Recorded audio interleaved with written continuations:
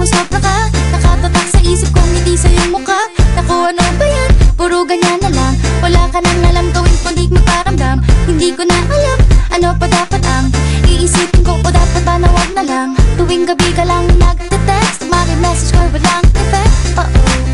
Nag-aantay kung ano nang next upang aking utak ay masip. O ano ba nadarama? Huwag nang paligoy-ligoy-ligoy, paligoy-ligoy pa. Pwede ba? Huwag ka nang magrama. Huwag nang paligoy-ligoy-ligoy, paligoy-ligoy pa. Kwento-kwento ka tungkol sa bagay-bagay.